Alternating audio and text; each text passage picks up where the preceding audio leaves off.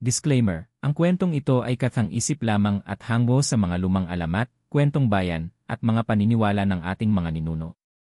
Layunin ng kwentong ito na maghatid ng kilabot, aliw, at pagninilay sa ating kultura. Anumang pagkakatulad sa tunay na pangalan, tao, lugar o pangyayari ay hindi sinasadya at pawang nagkataon lamang. Hinihikayat ang mga mambabasa na ituring ito bilang bahagi ng malikhaing panitikan ng ating bayan. Sa pinakagitna ng isang masukal at masukong probinsya sa Kabisayaan, may isang ilog na sa unang tingin ay wala namang kakaiba. Ngunit kapag sumapit na ang gabi ng kabilugan ng buwan, isang bagay na hindi mapapaliwanag ang nangyayari, ang tubig ng ilog ay unti-unting nagiging kulay dugo. Hindi ito gawa ng kalikasan lamang, ayon sa matatanda. Isa raw itong sumpa o pagpapala, depende kung sino ang nagtatanong. Ang mga matatanda sa sitio Malalagitan ay may hawak na matandang kwento, ang alamat ng pulang ilog. Ayon sa salaysay ng isang matandang albularyo na si Apo Suming, isang sinaunang nilalang mula sa lahi ng mga diwata ang minsang nanirahan sa lugar. Napamahal siya sa mga tao at tinuruan sila ng panggagamot gamit ang kalikasan. Ngunit hindi nagtagal, dumating ang isang pangkat ng mga nilalang ng dilim, mga aswang na nagmula pa raw sa kabilang isla, at sinimulang baguhin ang katahimikan ng sitio. Isang gabing madilim, pinagtulungan ng mga nilalang ng dilim ang diwata upang agawin ang kanyang kapangyarihan. Sa kanyang huling hininga, isinumpa niya ang ilog na tuwing kabilugan ng buwan ay pupula ito, hudyat na maaari nang gamitin ng mga malilinis ang puso upang gamutin ang mga tinamaan ng kasamaan. Ngunit hindi ito basta-basta. Kailangang dalisay ang hangarin ng lalapit sa ilog. Kapag sinubukan ng isang nilalang na may masamang layunin na gamitin ang ilog, ito raw ay tinatangay, inilulubog, at hindi na muling lumilitaw. Mula noon, ang pulang ilog ay naging misteryo ng sitio. Hindi ito pinapaliguan, hindi nilalabhan, at lalo na't hindi pinangingisdaan. Isa lamang itong lugar na may katahimikan tuwing araw, ngunit may buhay sa gabi. Isang gabi ng tag-init, isang matandang lalaki ang napansin ng mga residente sa gilid ng ilog. Nanlilisik ang mata nito at tila nawawala sa sarili. Ang katawan nito ay may mga palatandaan ng sugat at mga ugat na kulay itim. Ayon sa albularyo, tinamaan siya ng iyanggaw, isang uri ng sakit na pinaniniwala ang bunga ng kagat ng aswang. Kapag hindi naagapan, ang isang tao ay unti-unting nagiging kagaya ng nanakit sa kanya. Marami na ang nagtangkang gamutin ang ganitong karamdaman. Iba't ibang dahon, langis, at orasyon ang ginamit, ngunit wala ni isa ang tumalab. Ngunit ayon kay Apo Suming, may isa pang paraan, ang pulang ilog. Sa unang pagkakataon sa loob ng 50 taon, muling pinag-usapan ng buong sitio ang ilog. May pag-aalinlangan, takot, at pagtataka. May ilan na ayaw itong pakialaman, at may ilan naman na gustong subukan. Ngunit isang pamilya ang naglakas loob. Anak nila ang natamaan ng yanggaw. At para sa kanila, mas mabuti nang subukan ang hindi tiyak, kaysa sa tuluyang mawala ang minamahal. Ang albularyo ay muling nagtungo sa ilalim ng buwan, dala ang ilang sagradong dahon, langis ng nyog, at itim na kandila. Sa kabila ng pag-aalangan, sinamahan siya ng ilan sa barangay at ang pamilya ng biktima. Dala-dala ang binatilyong mayanggaw, pinainom siya ng katas ng dahon habang binabasa ng orasyon. Kasabay ng lahat ng ito, unti-unting namumula ang ilog. Para bang tinutugon nito ang panawagan ng kagalingan. Isang kakaibang enerhiya ang dumaloy sa paligid. Ang malamig na simoy ng hangin ay biglang uminit. Ang mga kuliglig ay tumahimik. At ang buwan tila lumapit sa lupa. Ang ilog ay naging kulay dugo, ngunit walang amoy at walang lagkit. Ang binatilyo ay ipinasok sa tubig, habang binibigkas ni Apo Suming ang sagradong dasal ng kanyang angkan. Ilang saglit pa, ang binatilyo ay biglang nagsuka ng maitim na likido. Napahiyaw ito ng malakas, tila may nilalang na lumalabas sa kanyang katawan. Ang kanyang balat ay muling naging makinis at ang mga ugat ay unti-unting naging normal. Nang muling dumilat ang kanyang mga mata, ito ay bumalik sa dating anyo, isang batang takot, ngunit buhay. Hindi makapaniwala ang mga saksi. Muli silang tumingin sa ilog at ang pulang kulay nito ay dahan-dahang bumalik sa pagiging malinaw. Mula noon, kumalat ang balita tungkol sa milagrong nangyari. Ang mga dating nagdududa ay ngayon ay humahanga. Ngunit kasabay ng milagro ay ang babala, huwag itong abusuhin. Sa dilim ng kakahuyan, may mga matang nanonood. Ang mga aswang ay hindi natuwa. Para sa kanila, isang pagsuway ang ginawa ng mga taga-sitio. At balang araw, magbabayad ang lahat. Makalipas ang ilang linggo matapos ang milagrong naganap sa Pulang Ilog, isang kakaibang bisita ang dumating sa sitio Malalagitan. Sa gitna ng alinsangan at alikabok ng kalsada, dumating ang isang lalaking nasa edad 24, may bitbit na backpack, tripod, at isang maliit na kamera. Nakasuot siya ng simpleng polo at may suot na salamin, tila hindi karaniwang bisita para sa isang liblib na baryo. Siya si Jared, isang batang mananaliksik mula sa Maynila. Isa siyang graduate student sa larangan ng antropolohiya, at matagal na siyang humahanap ng isang kwentong bayan na hindi pa ganap na dokumentado. Nang makarating sa kanya ang balita tungkol sa ilog na nagiging pula at nakakagamot ng Iangaw, hindi siya nagdalawang isip. Bitbit ang kanyang recorder at kamera, agad siyang bumiyahe. Pagdating ni Jared sa barangay hall, sinalubong siya ng kapitan ng barangay na si Kapitana Luz. Mabait at palakaibigan ang matanda, ngunit agad nitong binigyan si Jared ng babala, "Iho, hindi biro ang mga kwento dito. Hindi ito tulad ng mga alamat sa libro.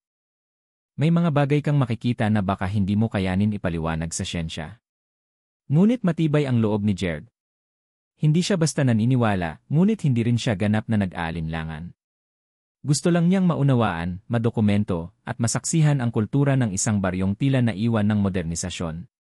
Ipinakilala siya ni Kapitana Luz kay Apo Suming, ang matandang albularyo na kilala sa buong lugar bilang tagapag-ingat ng mga sinaunang kaalaman. Una pa lamang nilang pagkikita ay naramdaman na ni Jared ang bigat ng presensya ng matanda, tila may tumatagos na tingin at ang tinig nito ay punong-puno ng karanasan. "Hindi lahat ng hinahanap mo, dapat mong makita," sambit ni Apo Suming. "Pero kung ang puso mo ay bukas, tutulungan kita." Pinatuloy si Jared sa maliit na kubo sa gilid ng bukid, malapit lang sa ilog. Doon siya titira habang nagsasaliksik. Sa mga unang araw, pinakiramdaman niya ang paligid. Kinapanayam niya ang mga residente, lalo na ang pamilya ng binatilyong gumaling mula sa Iangaw. Nakunan niya ng video ang mga salaysay ng mga lola at lolo tungkol sa mga nakita nilang aswang, mga tunog ng matatalas na kuko sa bubong, at mga aninong lumilipad sa gabi. Habang mas lumalalim ang pananatili niya, napansin niyang may ilang taga-sityo na mailap. May mga pamilya na tumatangging magsalita. May mga bata na tuwing nakikita siya ay agad natatakbo palayo. Naisip ni Jared na baka hindi lang ito dahil dayuhan siya, kundi may mga bagay na ayaw ipagsabi ng buong sityo. Isang gabi, habang nagsusulat ng notes sa ilalim ng gasera, biglang dumating si Apo Suming. Walang paanyaya, basta na lang pumasok sa kubo. "Bukas, isasama kita sa ilog. Pero hindi para magtanong. Para maramdaman mo." Kinabukasan, habang tirik ang araw at walang katao-tao sa paligid ng ilog, dinala ni Apo Suming si Jared sa mismong lugar kung saan isinagawa ang ritual. Ang lupa ay basa pa rin, at ang mga dahon ay tila may kakaibang amoy, hindi bulok, hindi rin mabango, kundi tila matagal nang nakalublob sa langis at dugo. "Dito," sabi ni Apo Suming. "Dito lumaya ang batang tinamaan ng Iangaw." Itinuturo ng matanda ang lugar na iyon na parang altar. Wala mang krus, walang rebulto, ngunit punong-puno ng enerhiya. Si Jared ay tahimik lang, kinukunan ng video ang paligid, ngunit sa loob-loob niya ay may nararamdaman siyang kakaiba, parang may humahawak sa kanyang batok, malamig ngunit hindi masakit. Bago sila umalis, binigyan siya ni Apo Suming ng isang pirasong bato, kulay pula, parang nahugis ng ilog mismo. "Iyan ang bato ng pulang ilog. Hindi para sa koleksyon. Isuot mo palagi sa bulsa. Proteksyon mo yan." Nang gabing iyon, habang sinusuri ni Jared ang mga kuha sa kanyang kamera, may napansin siyang kakaiba. Sa isang frame, may anino sa likod niya, parang isang babae na mahaba ang buhok at nakatayo sa gilid ng punong kahoy. Wala namang ibang tao roon kanina, ayon sa kanyang alaala. Nang balikan niya ang frame sa video, wala na ito. Paulit-ulit niyang pinanood, pero tila isang kisap matang pangitain lamang. Kinabukasan, hindi siya mapakali. Humingi siya ng pahintulot kay Kapitana Luz na bumalik sa ilog ng mag-isa. Ayaw sana siyang payagan, ngunit nagpilit siya. Hanggang sa payagan siya basta't hindi lalampas ng takip silim. Pagsapit niya sa ilog, muli niyang naramdaman ang bigat sa hangin. Ang tubig ay payapa, ngunit parang may bumubulong sa paligid. Nang bigla siyang may narinig na yabag, parang humahaplos sa damuhan. Sa gilid ng kanyang mata, may nakita siyang figura, isang babae, putlang-putla, at parang nanlilimos ng tulong. Nang tumingin siya ng diretsyo, wala na ito. Ngunit sa lupa, may bakas ng paa, basang paa, na paalis mula sa tubig. Nagmadali siyang bumalik sa barangay. Habang humihingal, kinatok niya ang bahay ni Apo Suming at ikinuwento ang nakita. Tahimik lang ang matanda. Maya-maya ay nagsalita, ang ilog ay hindi lang lunas. Isa rin itong daan. May mga kaluluwang naipit sa pagitan, naghahanap ng tulong. Baka isa siya sa kanila. Sa puntong iyon, unti-unti nang nauunawaan ni Jared na ang kanyang pananaliksik ay hindi lang tungkol sa mga alamat. Ito ay kwento ng mga nilalang, ng mga nawawala, ng mga iniligtas, at ng mga nilimot ng panahon. At higit sa lahat, ito ay kwento ng babala. Makalipas ang ilang araw mula nang muling makita ni Jared ang kakaibang anino sa pulang ilog, isang kaguluhan ang naganap sa baryo. Hating gabi noon, at ang buong sitio ay natutulog nang biglang may sumisigaw mula sa dulong bahagi ng barangay. Isang inang umiiyak, humihingi ng tulong. Nataranta ang mga kapitbahay. Ang mga tao ay nagsilabasan, dala ang kanilang gasera, at ilang bitbit na itak, parang naramdaman nilang hindi ito simpleng saklolo. Sa gitna ng kadiliman, nadaanan ni Jared ang isang pangyayaring hindi niya inakalang masasaksihan. Sa loob ng kubo ng pamilyang Gante, isa sa mga pinakamatandang pamilya sa sitio, naroon ang anak nilang si Noel, isang binatilyong 16 na taong gulang, nangingisay at kumikilos na parang hayop. Nakahubad ang pang-itaas ng katawan ni Noel, at makikita sa kanyang dibdib at braso ang mga maitim na ugat, waring dumadaloy na usok sa ilalim ng balat. Ang kanyang mga kuko ay naninilaw, at ang kanyang mga mata, hindi itim, hindi puti, kundi tila kulay abo na may halong pula. Nilalabanan niya. Huwag niyo siyang hawakan, sigaw ng kanyang ina, habang hawak-hawak ang anak na nakagapos sa isang haliging kahoy. Tumutulo ang laway nito, at halos hindi na makakilala. Para siyang hayop na gustong tumakas sa pagkakagapos. Dumating si Apo Suming, dala ang isang sako ng mga kagamitan, langis, dahon, sinidlan ng asin, at mga mutya. Kaagad siyang lumuhod sa tabi ni Noel, at nagsimulang mag-orasyon. Tumahimik ang paligid.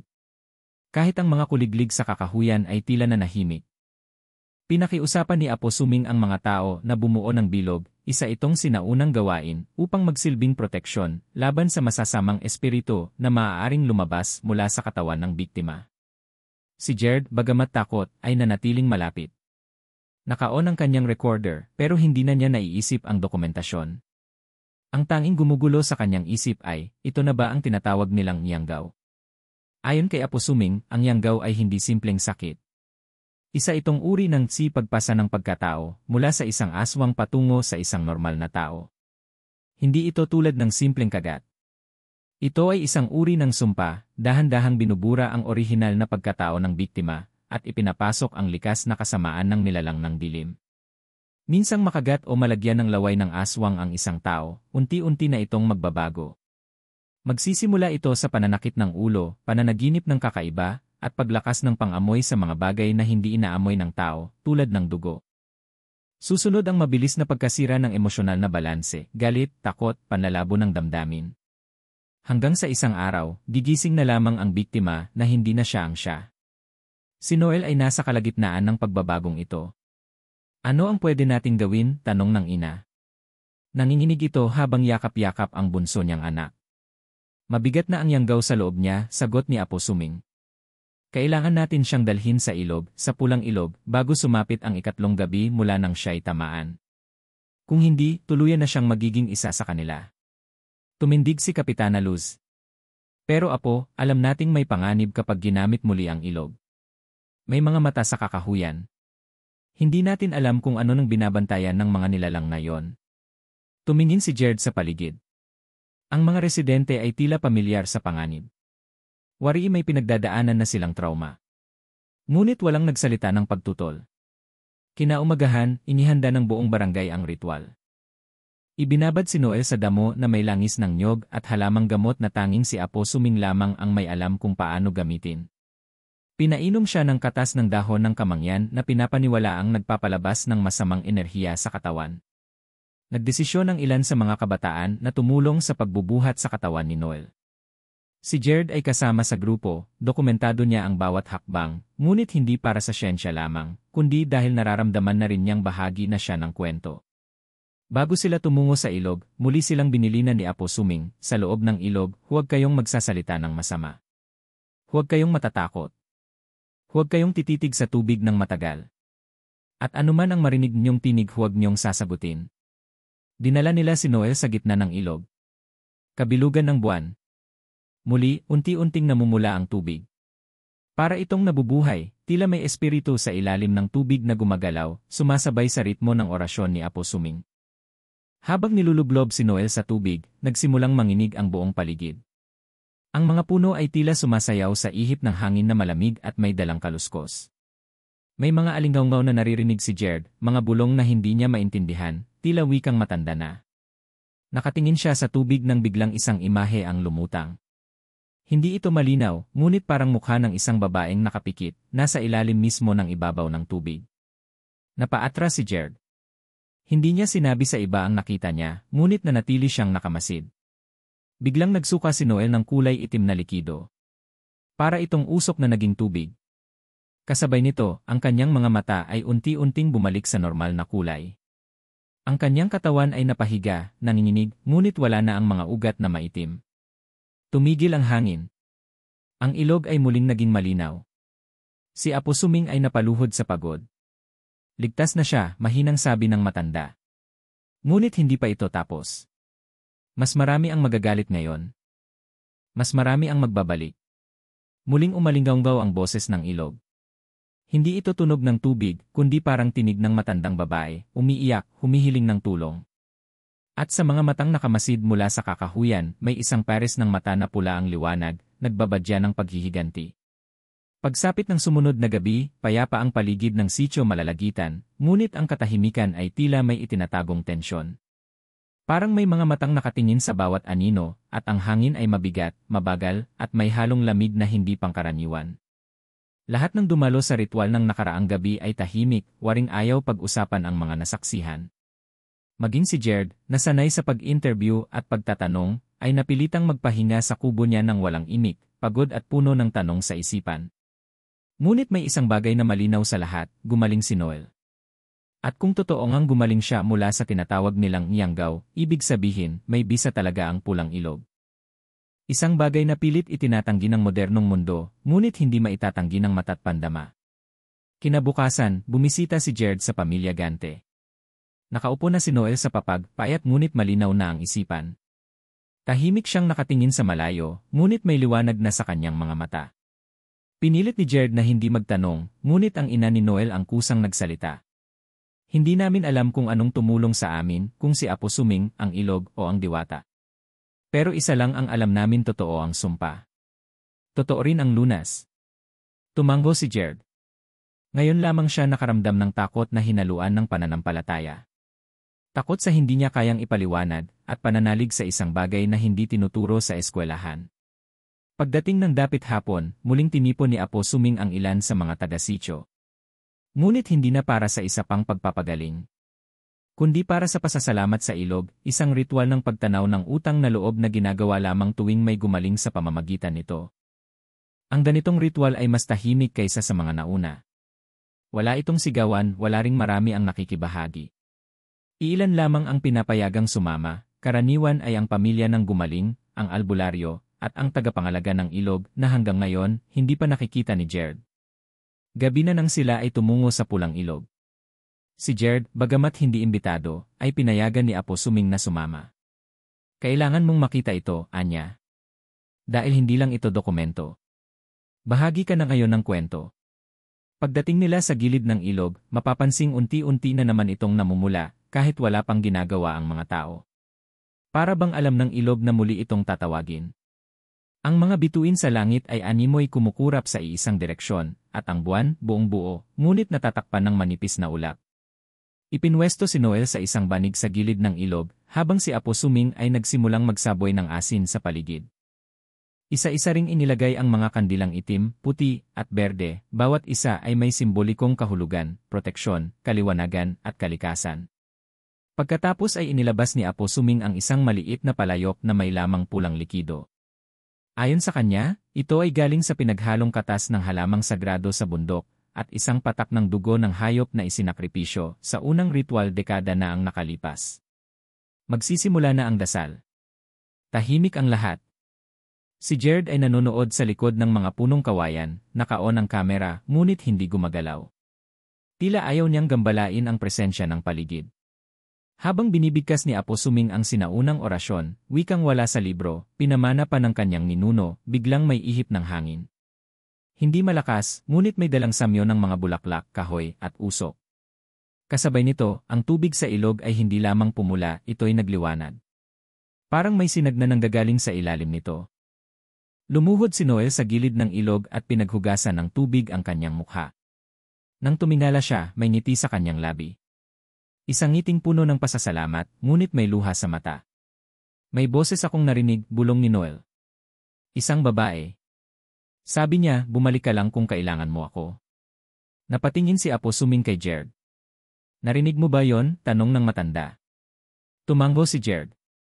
Hindi dahil narinig niya rin ang boses, kundi dahil nararamdaman niya ang presensya, at para sa kanya, sapat na yon. Pagkatapos ng ritual, isa-isang naglakad pabalik ang mga tao. Si Gerd ay naiwan sandali sa ilog, kinukuhanan ng huling larawan ang pulang tubig.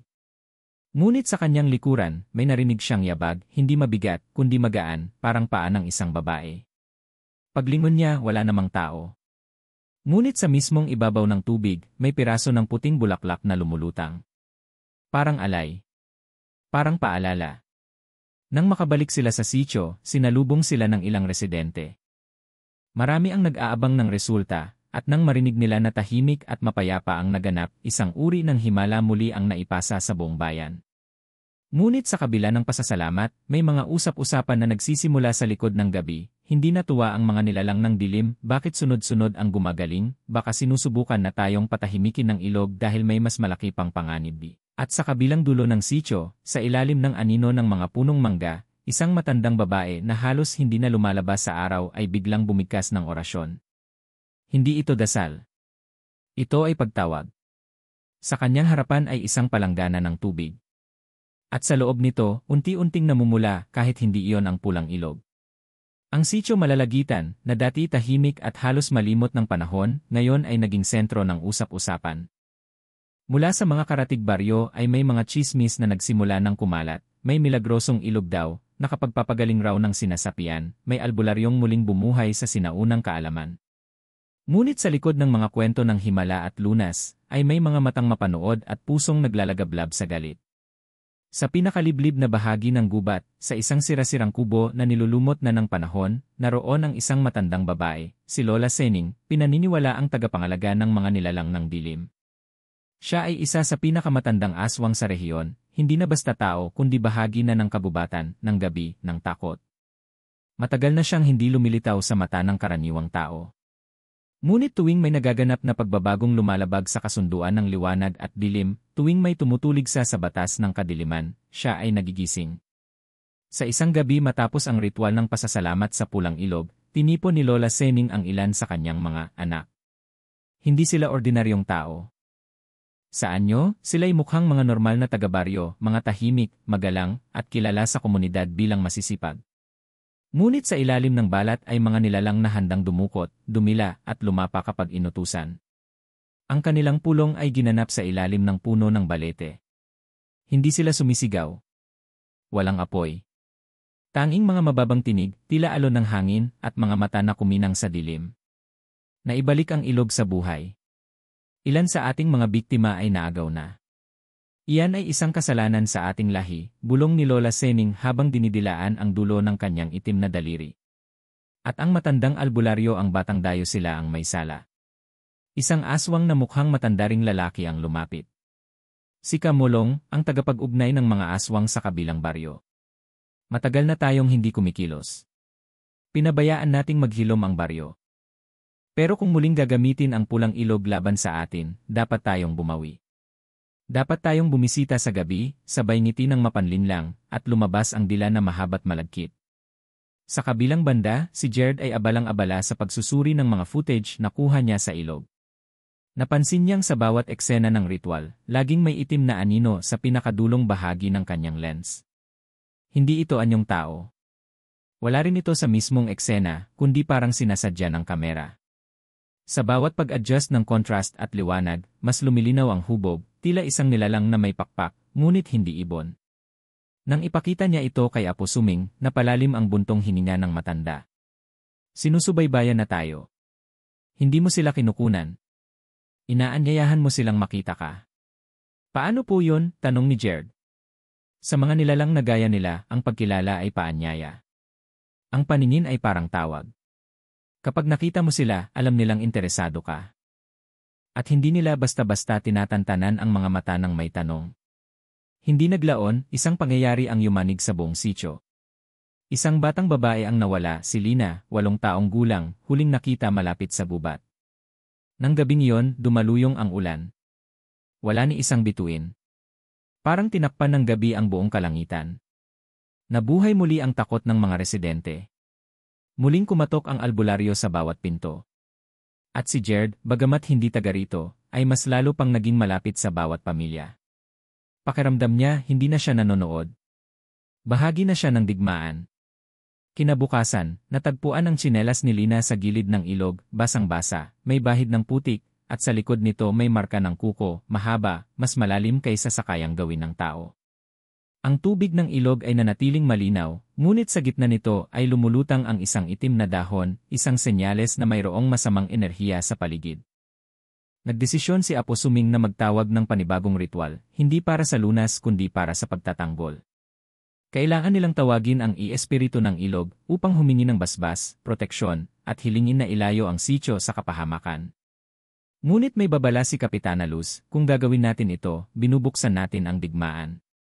Hindi lang nila tayo hahadlangan, lulusob sila. Ngunit wala nang pagpipilian. Ang ilog na minsang naging panatag ay tila naging parang palaban na rin.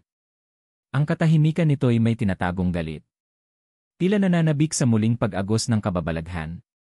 Gabi ng ritual, dumating ang ilan sa mga matandang taga-baryo, pati na rin ang mga hindi lumalabas ng bahay noon pa man. Bawat isa'y may dalang alay, asin, langis, dahon ng saging, itim na manok, o kahit bulaklak ng sampagita. Si Jared ay pinayagang sumama, ngunit binilinan, wala kang kukunan. Wala kang isusulat. Sa gabing ito, hindi ka mananaliksik. Isa kang saksi. Pagpasok nila sa gilid ng ilog, napansin nilang may kakaiba sa tubig, hindi ito pula, hindi rin malinaw. Ito ay madilim, parang salamin ng kalangitan. Ngunit sa tuwing may ihip ng hangin, parang may mukha na lumilitaw sa gitna. Habang nagsisimula ang dasal, isang anino ang mabilis na dumaan sa ibabaw ng mga punong kawayan, tahimik, ngunit matalim ang presensya. 1, 2, 3. Sunod-sunod. Ang mga bantay ng dilim ni ay dumating na. Walang nagsalita. Walang sumigaw. Ngunit lahat ay nagdasal, buong puso. Sa gitna ng ritual, biglang tumilapon ang isang itim na ibon, diretsyo sa gitna ng ilog. Nagsisigaw ang ilan, ngunit si Apo Suming ay hindi natinag. Tumindig siya at binigkas ang pinakamatandang orasyon ng kanyang angkan, isang dasal na para lamang sa pakikipag-ugnayan sa pinakamatandang espiritu ng kalikasan. At sa wakas, mula sa gitna ng tubig, may lumitaw, isang babaeng figura na tila gawa sa ulap at tubig, may puting buhok at mapupungay na mata. Waring nalulungkot ngunit makapangyarihan. Tumingin ito sa paligid at sa boses na parang hangin, sinabi, "Kayo'y aking anak ngunit maraming naligaw. Darating ang gabi ng paghuhukom." At sa pagluha ng espiritu, muling naging pula ang ilog, mas matingkad kaysa dati.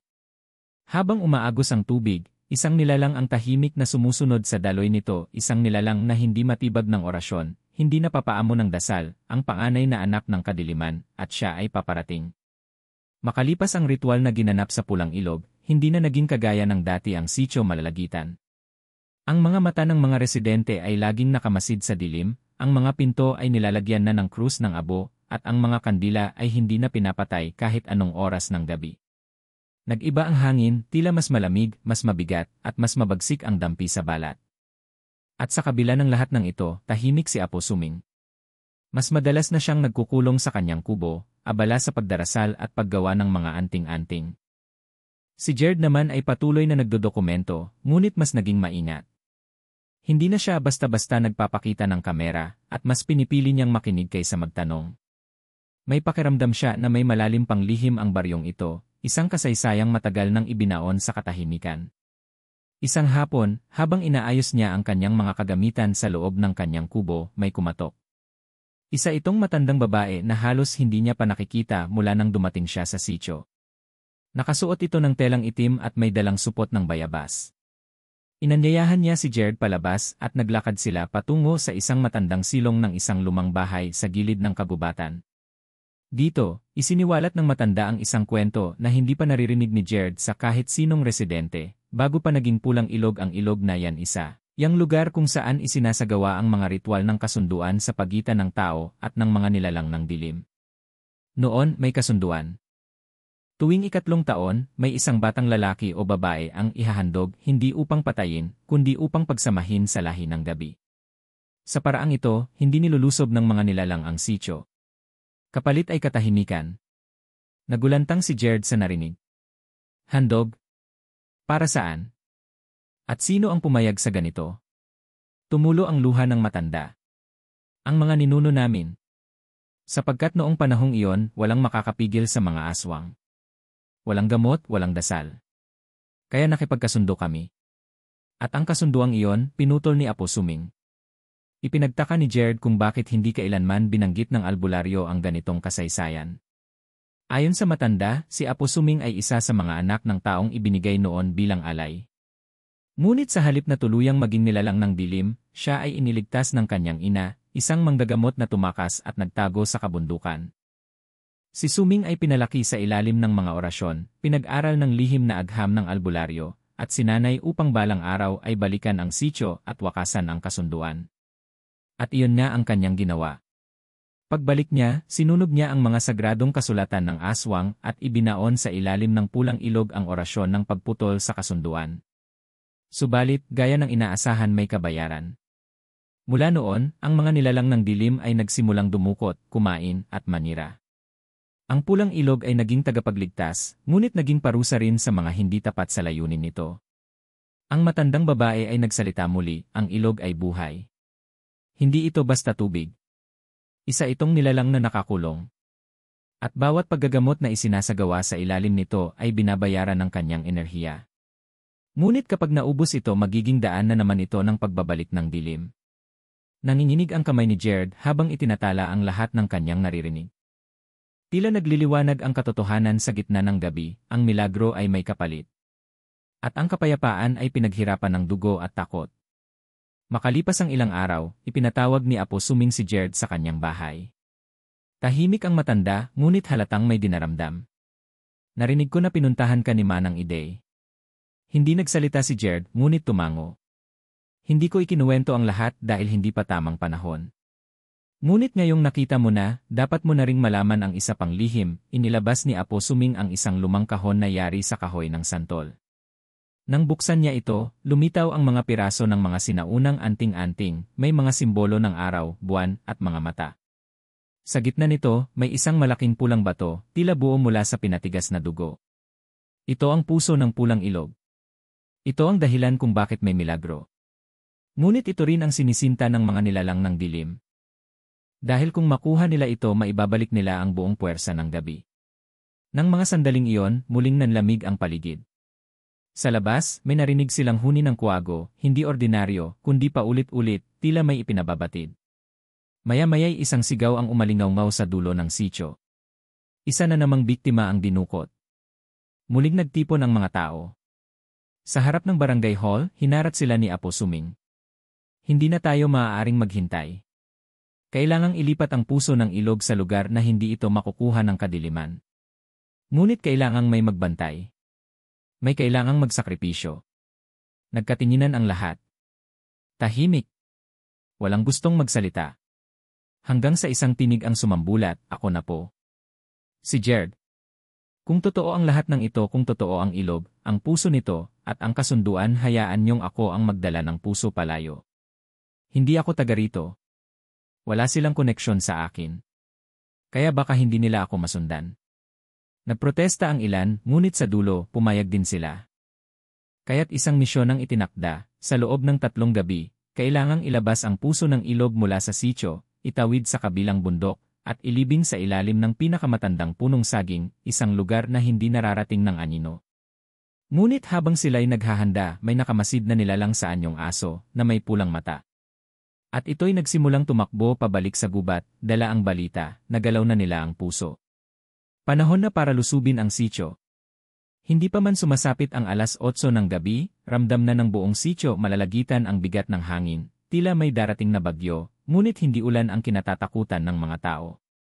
Isa-isa nang isinara ang mga bintana, pinatay ang mga ilaw, at nagsimula ang mga panalangin sa bawat tahanan.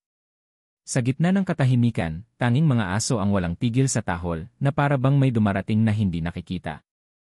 Sa loob ng isang kubo sa tabing ilog, si Jared ay naghahanda para sa pinakamabigat na hakbang ng kanyang buhay, ang paglalakbay upang iligtas ang puso ng pulang ilog. Bitbit ang kahong-kahoy na may pulang bato sa loob, balot sa tela ng saging at pinahiran ng langis na gawa ni Apo Suming, inihanda niya ang sarili sa panganib. Binalaan siya ng matanda, 3 gabi, Jared. Sa 4th gabi, kung hindi mo pa naililibing sa itim na ugat ng saging ang puso, babalik ang kadiliman. At kapag nalaman nilang wala na ito sa ilog, magwawala ang mga nilalang. Kasama niya sa misyon si Aling Iska, isang matandang babae na bihasang manggamot at tagabantay sa bundok. Siya ang magtuturo kay Jared ng daan patungo sa sinaunang punong saging na may kakayahang sumipsip ng kasamaan. Magsisimula na sana ang kanilang paglalakad paakyat sa bundok nang biglang umalingaw-ngaw ang malalakas na sigaw mula sa kabilang bahagi ng sityo. Nayanig ang buong lugar. May humihiyaw, may iyakan, at maya-maya'y may nagtakbuhang tao papalayo sa mga kabahayan. Lumusob na ang mga aswang. Sa gitna ng kaguluhan, si Apo Suming ay lumabas sa kanyang kubo, dala ang isang lumang baston na may nakaukit na mga anting-anting. Sa kanyang tabi, si Kapitana Luz at ang ilan pang matatandang lalaki, bitbit ang asin, sibuyas, itak at langis. Ang gabi atin pang ipagtatanggol, sigaw ni Apo Suming. Panindigan natin ang desisyong wakasan ang kadiliman. Nagkumpol ang mga taga-sityo sa harap ng barangay hall, habang ang ilang kalalakihan ay pumwesto sa itaas ng mga bubungan upang magbantay. Ang mga babae at bata ay pinagtungo sa ilalim ng simbahan para sa proteksyon. Habang abala ang sityo sa paglaban, si Jared at Aling Iska ay palihim ng tumawid patungong kagubatan, dala ang kahon ng puso. Sa bawat hakbang nila, naririnig nila ang mga sigaw mula sa kalayuan, at ang mga ihip ng hangin ay tila may dalang pangalan, Jared. Jared. Huwag kang lilingon, bulong ni Aling Iska. Kapag lumingon ka, makikita mo sila. At kapag nakita mo sila, hindi ka na makakaalis. Nagpatuloy sila sa paglalakad sa makitid na daan, patungo sa itaas ng bundok kung saan naroon ang itim na ugat ng saging. Ngunit habang palalim ng palalim ang gabi, tila hindi na uubos ang dilim sa paligid nila. Wala nang bituin, walang buwan, at ang mga sanga ng puno ay tila kumikilos. Samantala, sa sityo malalagitan, ang mga aswang ay hindi na patagong nanlilinlang. Lumilitaw na sila sa gitna ng dilim, bitbit ang kanilang matutulis na kuko, mapupulang mata, at masangsang na hininga. Ang ilan sa kanila ay dating mukha ng kakilala, mga nawawalang kamag-anak, mga dating kapitbahay, ngunit ngayon ay wala ng kaluluwa. Sa gitna ng bakbakan, may narinig si Apo Suming na malakas na tinig mula sa itaas ng punong balete, na saan ang puso ng ilog. Isa lamang ang gusto naming. Ibalik ang lakas ng kadiliman. Hindi sumagot si Apo Suming, bagkus ay itinaas ang baston niya at binigkas ang huling orasyon ng kanyang angkan. Mula sa langit, biglang kumidlat at tumama sa lupa. Nanginig ang buong sityo. Balik sa kagubatan, halos wala nang makita sina Jared at Aling Iska. Ngunit sa di kalayuan, namataan nila ang isang malaking punong saging, mas mataas kaysa karaniwan, at ang mga ugat nito ay tila umaalon sa lupa. Ito na ang kanilang pakay. Habang inilalagay na ni Jared ang kahon sa ilalim ng puno, biglang may malamig na kamay ang humawak sa kanyang balikat. Paglingon niya, isa itong babae na may mahabang buhok, basang-basang damit, at maputlang mukha. Wala itong mata, tanging 2 butas na dumudugo. Binuka nito ang bibig, at sa gitna ng katahimikan ay sinabi, "Hindi mo ako pwedeng alisin sa lugar kung saan ako isinumpa." Biglang may humampas na liwanag mula sa kamay ni Aling Iska, isang anting-anting na ginawang sibat. Tumalsik ang nilalang at naglaho sa dilim. Agad na ibinaon ni Jared ang kahon sa ilalim ng ugat ng punong saging. Nang tuluyang matakpan ng lupa ang kahon, may narinig silang matinis na sigaw mula sa malayo, isang tunog ng matandang babae na parang sumisigaw ng pagkatalo. Muli silang bumalik sa sityo pagkaraan ng ilang oras. Umaga na. Ang pulang ilog ay bumalik sa normal nitong kulay, malinaw, malamig, at matahimik. Ang mga nilalang ng dilim ay bigla na lamang nawala. Wala nang bakas ng kaguluhan. Ngunit ang barangay ay bakas ang pagod, ang takot, at ang mga sugat ng digmaan. Tumayo si Apo Suming sa gitna ng barangay, hindi ito pagtatapos ng lahat. Ngunit nanalo tayo ngayong gabi. Salamat sa mga nag-alay, sa mga lumaban, at sa mga naniwala. Tumingin siya kay Jared na halos wala ng lakas. Mula sa pagbisita mo bilang mananaliksik na yon, isa ka ng tagapag-ingat ng kasaysayan ng ilog. At sa ilalim ng sikat ng araw, habang muling nabubuhay ang sitio, ang mga anino sa likod ng gubat ay nananatiling tahimik. Tahimik ngunit hindi pa tuluyang nawawala. Isang buwan na ang lumipas mula sa gabing sinalakay ng mga nilalang ng dilim ang sitio malalagitan. Bagamat maraming sugat ang iniwan, buhay pa rin ang komunidad. Tulad ng dating payapang umaga, muling maririnig ang tilaok ng manok, huni ng mga ibon, at halakhak ng mga batang nagtatakbuhan sa kalsada. Ngunit sa ilalim ng katahimikan ay may kakaibang damdamin, isang uri ng respeto, hindi lang sa kapwa-tao kundi pati sa kalikasang pinaniniwalaang may sariling kamalayan. Ang pulang ilog ay nananatili, tahimik, malinaw, at tila pagod. Wala na ang pulang kulay. Wala na rin ang mga kakaibang aninong lumulutang. Ngunit alam ng lahat, hindi ito basta tapos. Sapagkat ang kwento ng ilog ay hindi lang tungkol sa milagro, kundi tungkol sa kasunduan. Muling bumisita si Jared sa ilog, bit-bit ang huling bahagi ng kanyang dokumentaryo. Hindi na niya layunin na isa pelikula ito para sa sikat o parangal. Sa halip, gusto niyang itago ang kasaysayan sa isang paraan na maintindihan ng susunod na henerasyon, lalo na yaong mga hindi naniniwala sa kababalaghan, ngunit marunong gumalang. Habang nakaupo siya sa gilid ng ilog, dumating si Apo Suming. Bit-bit nito ang isang supot na may lamang alay, kanin, itlog, asin, at dahon ng alagaw. Bawat taon, dapat nating alalahanin, sabi ng matanda. Ang ilog ay hindi lang tagapagligtas. Isa rin itong bilanggo ng lumang kasunduan. Bilanggo po, tanong ni Jared. Ang diwatang tinatawag nating tagapagpagaling ay minsan nang nilinlang ng mga nilalang ng dilim. Noon pa man, siya'y isang espiritu ng kagubatan, mapagbigay, mapag-aruga. Ngunit nang mapasok ng kasakiman at kaguluhan, isinumpa siyang manirahan sa ilog, upang magpagaling kapalit ng kapangyarihang nililimita ng lupa't tubig. Tumingin si Jared sa gitna ng ilog, at sa kabila ng katahimikan nito, naramdaman niya ang pangingilabot. Tila may mata pa ring nakamasid sa ilalim. Hindi mata ng halimaw, kundi ng isang nilalang na pagod, nananahimik, ngunit handang bumangon muli kung guguluhin. Makalipas ang ilang araw, tinipo ni Apo Suming ang lahat ng taga-sitio. Hindi na ito ritual ng panlaban, kundi isang seremonyas ng pasasalamat at panibagong kasunduan. Hindi ito ginanap sa gabi, kundi sa umaga, bilang simbolo ng liwanag, ng pagtanggap, at ng panibagong pagtingin sa nakaraan. Sa gitna ng seremonya, ipinaliwanag ni Apo Suming ang tunay na kahulugan ng pulang ilog, hindi ito tungkol sa dugo. Hindi ito sumpa. Isa itong paalala na ang mga bagay na hindi natin nauunawaan ay hindi laging dapat takutin, kundi galangin. Ang mga residente ay nag-alay ng kanilang sariling mga regalo, palay, laruan ng mga bata, kwintas, dasal. Lahat ay isinakripisyo upang hindi na muling gisingin ang puwersang pilit na pinatahimik. Sa huling bahagi ng seremonya, si Jared ay binigyan ni Apo Suming ng isang maliit na bote. Sa loob nito ay tila alikabok, ngunit kapag tinitigan ay parang tubig na may liwanag. Ito ang huling patak ng tubig mula sa ilog noong ito ay pulang-pula. Alagaan mo ito. Ito ang ebidensya ng kasaysayan, hindi upang ipagkalat, kundi upang ipamana. Napayuko si Jared. Alam niyang hindi niya kailanman lubos na mauunawaan ang lalim ng karunungan ni Apo Suming, ngunit may isang bagay siyang tiyak, siya ay hindi nadayo. Bahagi na siya ng sitio malalagitan. Pagkaraan ng seremonya, unti-unting bumalik ang dating sigla ng sitio. Ang mga dating takot ay napalitan ng bagong paggalang. Ang mga bagong silang na bata ay binabasbasan sa gilid ng ilog. May mga panibagong albularyo na sinasanay ni Apo Suming. Maging ang mga kabataan ay natutong magsaliksik hindi lang sa internet kundi sa mga alaala ng matatanda.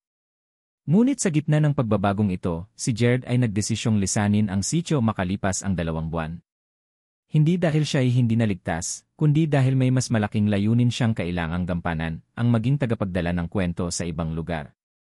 Bago siya umalis, muling dumalaw siya sa pulang ilog. Doon, sa gitna ng katahimikan, ay narinig niya ang isang pamilyar na tinig, hindi malakas, hindi rin malinaw, kundi isang bulong ng babae sa hangin, salamat at paalam. Hindi siya natakot. Sa halip, ngumiti siya. Hindi ito paalam. Babalik ako. At isasalaysay ko ang lahat ng iyong ginawa. Muling bumalik si Jared sa lungsod, dala ang kanyang dokumentaryo, hindi para i-upload online, kundi para ituro sa mga paaralan, sa mga kabataang hindi na marunong makinig sa alamat. At sa bawat kwentong kanyang sinasalaysay, hindi niya sinasabing totoo o hindi totoo, ang sinasabi niya lang, ito'y karanasang hindi ko malilimutan. Samantala, sa sitio Malalagitan, sa tuwing may bagong silang na bata, ang mga matatanda ay nagkukwento ng isang alamat, may isang ilog na may pusong pula. Kapag ginising mo ito, pwede kang gumaling. Pero kapag ginising mo ito ng may kasakiman, maaring hindi na ito muling tumahimik. At sa gitna ng kagubatan, sa ilalim ng punong saging na may ugat na itim, isang kahon ang nakalibing. Tahimik. Buo. At handang gumising kung kakailanganin.